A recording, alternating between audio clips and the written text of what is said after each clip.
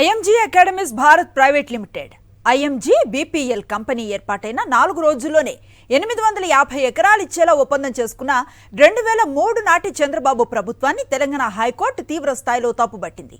కనీస విచారణ లేకుండా అంతర్జాతీయ కంపెనీతో సంబంధాలు ఉన్నాయో లేదో తెలుసుకోకుండా వేల కోట్ల విలువైన భూములను కారు చౌకగా ధారాదత్తం చేసేందుకు ఒప్పందం కుదుర్చుకోవడంపై ఆగ్రహాన్ని వ్యక్తం చేసింది. స్పోర్ట్స్ అకాడమీ నిర్వహణ కోసం అంటూ ఏటా కోట్లు ముట్ట చెప్పేందుకు విద్యుత్, నీరు, సీవేజ్, డ్రైనేజీ సౌకర్యాలు 100% ఉచితంగా కల్పించేందుకు అంగీకరించడం గతంలో ఎప్పుడూ చూడలేదంటూ విస్మయాన్ని వ్యక్తం చేసింది. గతంలో ఏ కంపెనీకి అది ఏర్పాటైన 4 రోజుల్లో 100 ఎకరాలు అప్పగించినట్లుగా, నిర్వహణ ఖర్చులు, బిల్లుల మాఫీకి అంగీకరించినట్లుగా లేదని కోర్టు అభిప్రాయపడింది.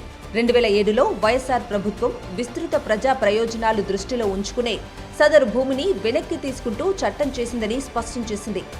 రాజ్యాంగంలో ఉన్న అధికారాల మేరకే ఏపీ ప్రభుత్వ ఆస్తి చట్టాన్ని తీసుకొచ్చిందని, ఇది ఎంతమాత్రం ఆక్షేపణీయం కాదని తేల్చి చెప్పింది.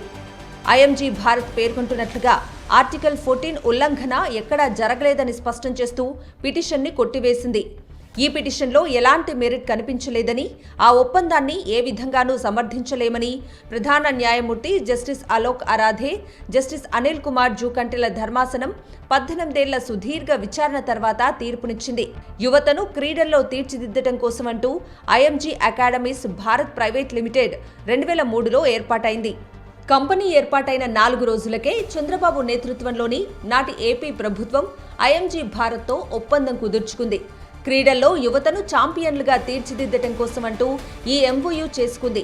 ఇందులో భాగంగా స్పోర్ట్స్ అకాడమీలను నిర్మించడం, అభివృద్ధి చేయటం, నిర్వహించటం కోసమంటూ రంగారెడ్డి జిల్లా షేర్లింగంపల్లి మండలం గచ్చిబౌలిలో 400 ఎకరాలు ఇచ్చేందుకు అంగీకరించింది. రంగారెడ్డి జిల్లా మామిడిపల్లిలో మరో 450 ఎకరాలు అప్పగించేందుకు కూడా ఒప్పందం చేసుకుంది.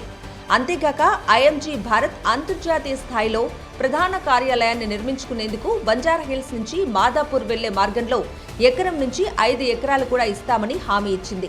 ఈ మేరకు 2004 ఫిబ్రవరిలో గచ్చిబౌలిలో ఎంతో విలువైన 400 ఎకరాలను స్వల్ప మొత్తానికి, అంటే కేవలం 2 కోట్లకే ఐఎంజీ భారత్కు అప్పగించింది. అయితే 2006లో ప్రభుత్వ ఆస్తులను కాపాడే లక్ష్యంతో రాష్ట్ర ప్రభుత్వం ఆర్డినెన్స్ తెచ్చింది. 2007లో దీన్ని చట్టబద్ధం చేస్తూ ఏపీ ప్రభుత్వం చట్టాన్ని తీసుకొచ్చింది. ఈ చట్టం ప్రకారం ఐఎంజీ భారత్తో అంతకుముందు ప్రభుత్వం చేసుకున్న ఎంఓయూ, ఆ మేరకు సేల్ డీడ్ కూడా రద్దయ్యాయి.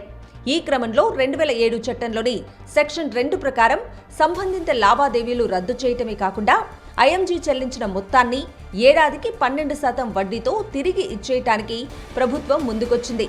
అయితే ప్రభుత్వ చట్టాన్ని సవాలు చేస్తూ ఐఎంజీ భారత్ తెలంగాణ హైకోర్టులో పిటిషన్ దాఖలు చేసింది. పూర్తి కేబినెట్ ఆమోదం లేకుండా నాటి ప్రభుత్వం ఎంఓయూపై సంతకాలు చేసింది. ఆ సమయంలో భూమి విలువ ఎకరం 13 లక్షలు ఉండగా పిటిషనర్కు 50,000 స్వల్ప మొత్తానికే విక్రయించారు. ఐఎంజీ భారత్కు అమెరికన్ కంపెనీ అయిన ఐఎంజీతో ఎలాంటి సంబంధమూ లేదు, కానీ దానికి అనుబంధ సంస్థ అంటూ మోసగించారు. అందుకే తదుపరి ప్రభుత్వం ఎంఓయూను రద్దు చేసింది. ఇది ఇతర భూ లావాదేవీలకు కూడా వర్తిస్తుంది. ఇలా చట్టం తీసుకొచ్చే అధికారం రాజ్యాంగంలోని 7వ షెడ్యూల్ ప్రకారం శాసనసభకు ఉంది. రాష్ట్రపతి ఆమోదం పొందిన తర్వాత 2007లో చేసిన చట్టం అమల్లోకి వచ్చింది అంటూ అడ్వకేట్ జనరల్ ఏ సుదర్శన్ రెడ్డి వాదనలు వినిపించారు. కాగా పిటిషనర్ తరఫున సీనియర్ న్యాయవాది వేదుల వెంకటరమణ ఒక ఐఎంజీ భారత్ కోసమే చట్టాన్ని తేవటం సమర్థనీయం కాదు, ఎంఓయూను రద్దు చేసే అధికారం ప్రభుత్వానికి లేదంటూ వాదించారు. 2003 ఆగస్టు 5న ఐఎంజీ భారత్ ఏర్పాటైన తర్వాతి రోజే ఎలాంటి విచారణ చేసుకోకుండానే 6న నాటి youth advancement, tourism, cultural department కంపెనీకి ఆమోదం తెలుపుతూ సర్క్యులర్ జారీ చేసింది. అదే రోజు 4 మంత్రులతో పాటు ప్రభుత్వ ప్రధాన కార్యదర్శి దీనికి ఆగమేఘాలపై గ్రీన్ సిగ్నల్ ఇచ్చారు. ఆ తర్వాత 9వ తేదీన ఎంఓయూ కుదుర్చుకున్నారు. ప్రత్యేకమైన సందర్భాల్లో మాత్రమే ఉపయోగించాల్సిన రాజ్యాంగపరమైన బాధ్యతను చంద్రబాబు తన స్వార్థ ప్రయోజనాలకు వాడుకున్నారనే విషయం కోర్టు తీర్పుతో తేటతెల్లమైంది.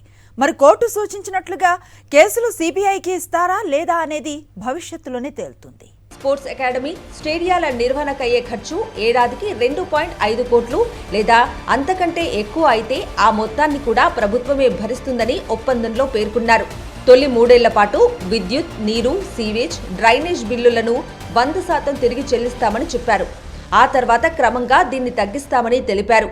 ముఖ్యంగా పిటిషనర్కు అంతర్జాతీయ క్రీడా సంస్థ ఐఎంజీ, అమెరికాతో సంబంధం కానీ, గతంలో క్రీడా రంగంలో అనుభవం కానీ లేవు. ఉన్నట్లుగా ఐఎంజీ ఎలాంటి పత్రాలను ప్రభుత్వానికి సమర్పించలేదు. 2003 నవంబర్ 14నే చంద్రబాబు ప్రభుత్వం రద్దయింది. తర్వాత ఆపద్ధర్మ ప్రభుత్వంగా మాత్రమే కొనసాగింది.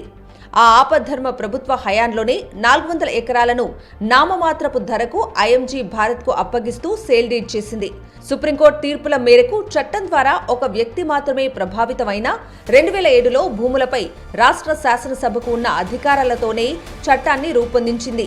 కొన్ని ప్రత్యేక సందర్భాల్లో సరైన కారణాలు ఉన్నప్పుడు రాజ్యాంగం ప్రభుత్వానికి ఈ అధికారం కల్పించింది.